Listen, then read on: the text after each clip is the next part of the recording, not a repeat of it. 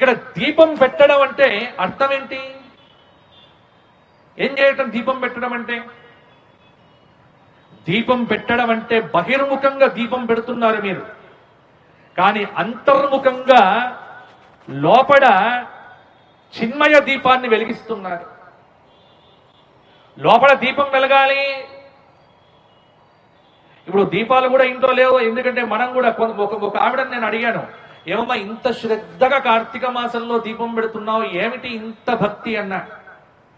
ఏం లేదండి, ఒక్క నెల రోజులు దీపం పెడితే 365 డేస్ అక్కర్లేదు పెట్టడం. ఇటువంటి ఎవడో యూట్యూబ్లో చెప్తాడు దిక్కుమాలిన వాడు, అందులో మనకు అనుకూలంగా చెప్పేవాడు మహా మంచివాడు. ధర్మం మీకు అనుకూలంగా చెప్పితే ధర్మం కాదు, అది అధర్మం.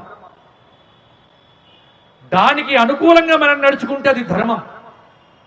ఇవాళ యూట్యూబుల్లో చెప్పే దిక్కుమాలిన సగం మంది, అందుకే నేను ఎక్కడే కోరుకుంటా. నేను మొన్ననే కాశీ వెళ్ళా. కాశీలో నా వెంట 10 మంది వస్తే అక్కడి నుంచి గయ వెళ్ళాం.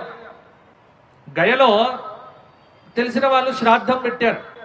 శ్రాద్ధం పెట్టిన తర్వాత ఆ బ్రాహ్మణుడు ఆ మర్రి చెట్టు కిందికి తీసుకెళ్తాడు, వటవృక్షం కింద. తటశ్రాద్ధం, పటశ్రాద్ధం, వటశ్రాద్ధం అని 3 శ్రాద్ధాలు. ఆ వటశ్రాద్ధం అయిపోయిన తర్వాత దాని కింద నిలబడి, అయ్యా కాయ విడిచిపెట్టండి, కూర విడిచిపెట్టండి, ఇది విడిచిపెట్టండి అంటాడు. అప్పుడు ఆవిడ అడిగింది, స్వామి ఏం విడిచిపెట్టమంటారండి, నన్ను ఒకటి సలహా ఇవ్వండి, మీరు ఉన్నారు ఎదురుగా అంటే, అమ్మ ఒక్క పని చేస్తా, విడిచిపెడతావా నేను అడిగింది అన్న. మీరేది చెప్తే అది విడిచిపెడతా అంటే వెంటనే నేను చెప్పా, యూట్యూబ్ ఇన్స్టాగ్రామ్ విడిచిపెడుతున్నా అనుకోవమ్మా అన్న. అసలు విడిచిపెట్టాల్సింది ఈ రెండు విడిచిపెడితే ప్రపంచంలో నువ్వు ప్రశాంతంగా ఉంటావు. అవునండి నిజమేనండి అన్నాడు.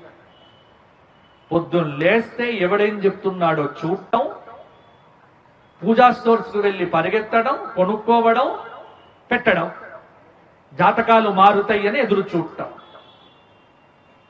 ఇలా జాతకాలు మారితే ఇంకేమైనా ఉందా? జాతకం మారేది ఇలా చేస్తే కాదు, మీ సాధన వల్ల మీ జాతకం మారుతుంది తప్ప జిమ్మిక్కులు చేస్తే జాతకాలు మారవు, గుర్తుపెట్టుకో.